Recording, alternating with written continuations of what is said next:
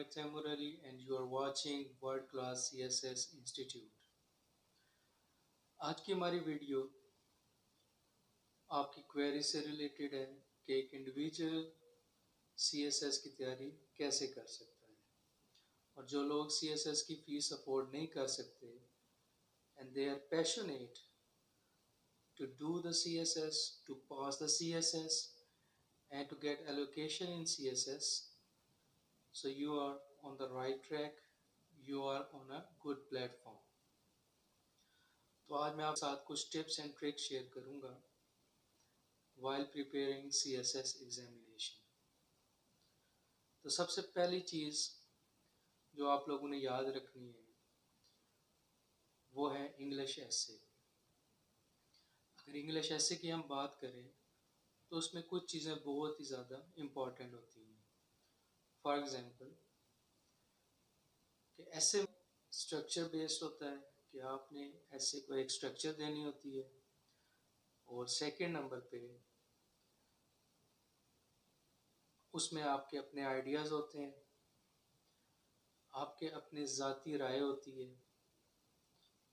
That is not about you're gonna copy the material, paste it or write it on your paper. This is about your own thoughts, this is about your own points that you're gonna present in your essay paper। तो आपने preparation start करनी है इसकी। उसके लिए आपने सबसे पहले ग्रामर को फोकस करना है। Grammar is the most important part while writing an CSS essay। तो ग्रामर को बेसिक से शुरू करें, इवन के आपको आती भी हो फिर भी उसको बेसिक से पढ़ना स्टार्ट करें। टेंसेस को पढ़ें, डायरेक्ट इनडायरेक्ट को पढ़ें। वैसे तो ऐसे डायरेक्ट नरेशन में होता है, लेकिन आप डायरेक्ट इनडायरेक्ट दोनों को पढ़ें, उनकी पहचान करें, एक्टिव पैसिव को पढ़ें। उसके अलावा अपनी वोकैब पे काम करें। Vocabulary is the most important part while you gonna right your एसे। आपके पास मल्टी वर्ड्स होने चाहिए जिसको आप अरेंज कर सकें। उसके बाद चलते हैं, अगर आपका ग्रामर का पार्ट सही हो जाता है, आपका सेंटेंस स्ट्रक्चर ठीक हो जाता है, तो उसके बाद आपने वोकैब पे काम करना है। वोकैब पे काम करने के बाद आपने बाकी सब्जेक्ट्स की तैयारी भी करनी है। ऐसे के लिए जो डाटा इकट्ठा होता है वो बाकी सब्जेक्ट की तैयारी से ही होता है। इसके लिए आपको स्पेशल प्रिपरेशन की ज़रूरत नहीं है, लेकिन एक चीज़ आपने याद रखनी है कि आपने लिखना ज़रूर है। 90% CSS एस्पिरेंट्स फेल हो जाते हैं ऐसे के पेपर में। वो उसकी वजह ये होती है कि वो ऐसे को याद करने की कोशिश करते हैं, पॉइंट्स को याद रखने की कोशिश करते हैं, जबकि लिख के उसकी इवैल्यूएशन नहीं करवाते। तो आपने जब इन दो चीज़ों पे फोकस कर लिया और आप बाकी सब्जेक्ट की प्रिपरेशन भी साथ साथ कर रहे हैं, तो आपने ऐसे को अटेम्प्ट करना है। एक और चीज़ बहुत ज़रूरी होती है इंग्लिश ऐसे में, वो ये होती है कि आपने उसको प्रॉपर स्ट्रक्चर करना है। If it's about the pathways or the problems and the solution, then you need to align the content in a way so the reader can impress by that।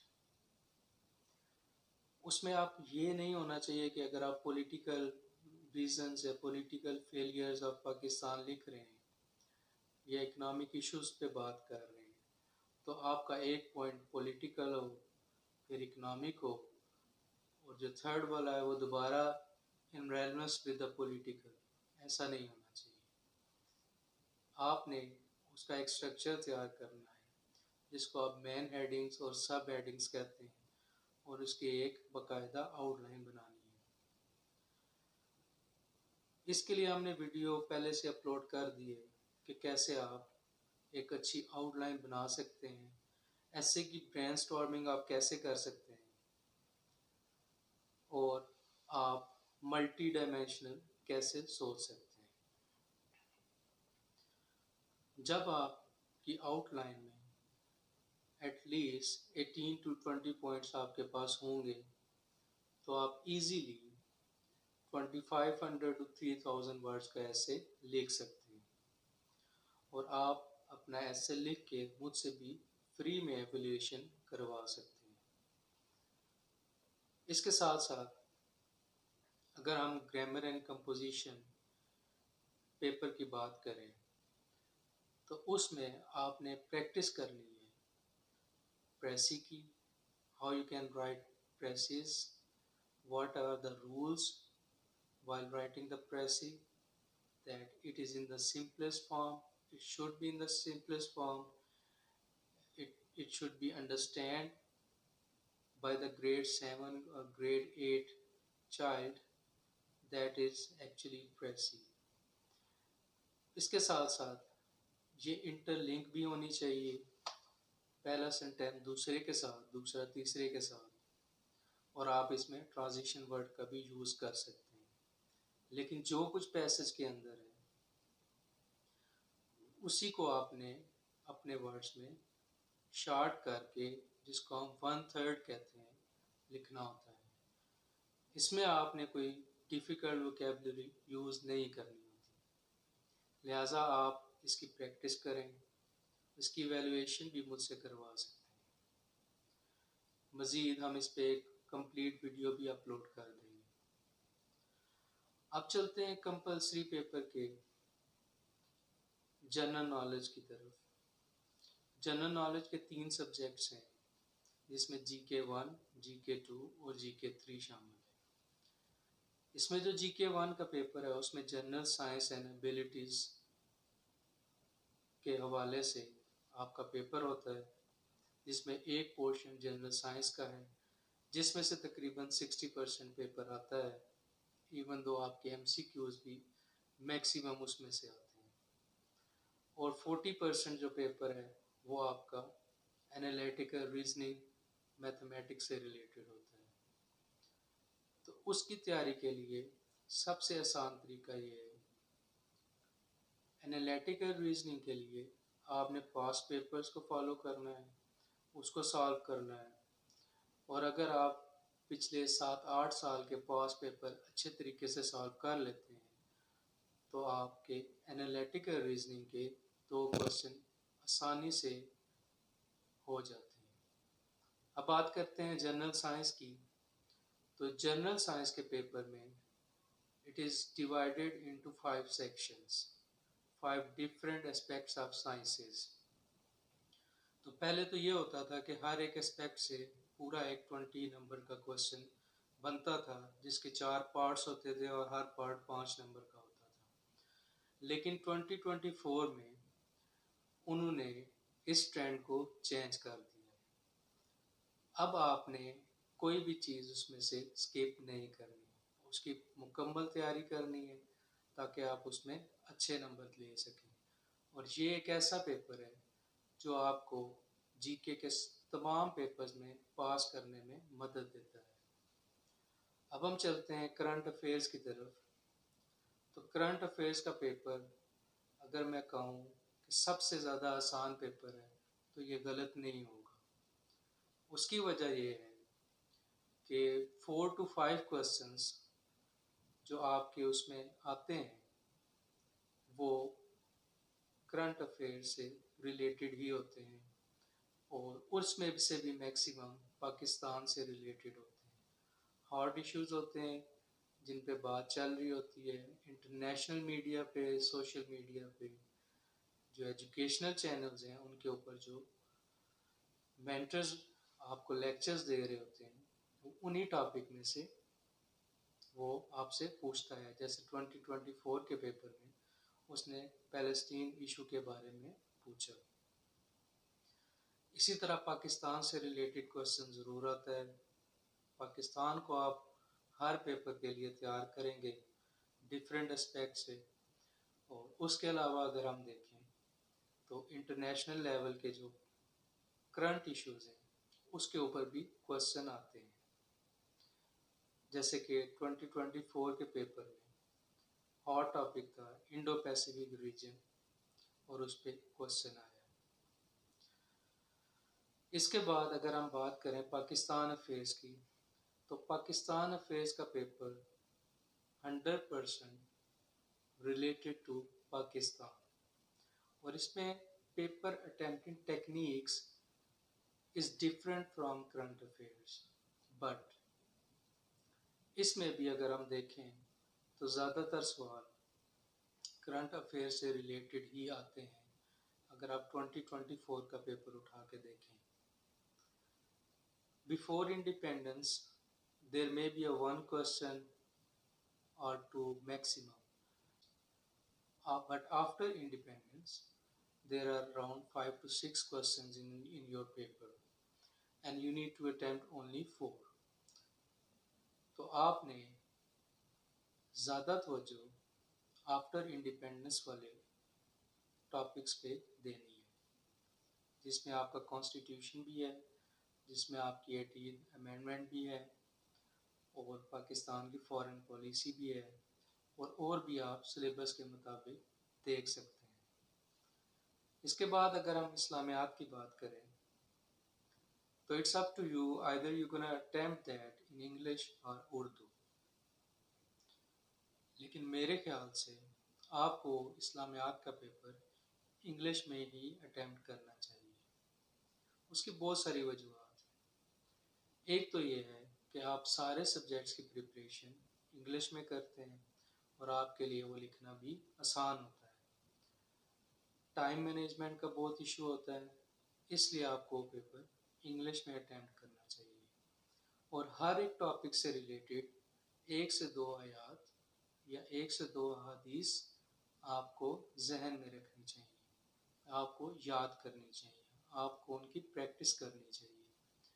आपको मॉक एग्ज़ाम देते हुए या वैसे खुद से ही question attempt करते हुए relevant अहादीस या आयात उसमें मेंशन करनी चाहिए ताकि वो आपको याद रह सकें। इससे आपके नंबर भी बहुत अच्छे आ सकते हैं। और अब जो ट्रेंड इस्लामियात के पेपर का चल रहा है वो भी करंट अफेयर से रिलेटेड है। पाकिस्तान इस टाइम माशी हालात से गुज़र रहा है, और इसके अलावा इसमें पॉलिटिकल इंस्टेबिलिटी भी है, इकोनॉमिक इंस्टेबिलिटी भी है, एजुकेशनल रिफॉर्म्स की भी ज़रूरत है। हमारा जो कॉन्स्टिट्यूशन है उसमें ये लिखा हुआ है कि Islam is the religion of the state, but actually we are not following it. So there may be a question, and there is a question related to the contemporary world. तो आपको वो इस्लाम का सिस्टम इस contemporary world के साथ relate करके इसके solution देने पड़ते हैं। तो आपने इसकी तैयारी ऐसे करनी है। इसके बाद अगर हम ऑप्शनल सब्जेक्ट्स की बात करें तो मैंने ये सुना है लेक्चर्स में, बहुत सारे चैनल्स को मैंने वॉच किया और मैंने देखा कि लोग कहते हैं कि अगर आपकी क्रैमिंग अच्छी है तो आपको पॉलिटिकल साइंस रखनी चाहिए, और अगर आपकी क्रैमिंग अच्छी नहीं है, आपको चीज़ें याद नहीं रहती, तो आपको इंटरनेशनल रिलेशन को ऑप्ट करना चाहिए। और मैंने ये देखा है कि political science is all about concept. There is nothing to remember. You just need to clear your concept. What is federation? What is confederation? What is unitary system? What is bicameral? And what are the US system, the presidential system, the parliamentary system? What is the upper house? What is the lower house? What is sovereignty? What is propaganda? What is local government? So these type of things you must clear while preparing for political science. और अगर हम philosophers की बात करें, Plato, Aristotle, Thomas Hobbes, John Locke, Rousseau और मज़ीद Karl Marx और भी बहुत फिलासफर्स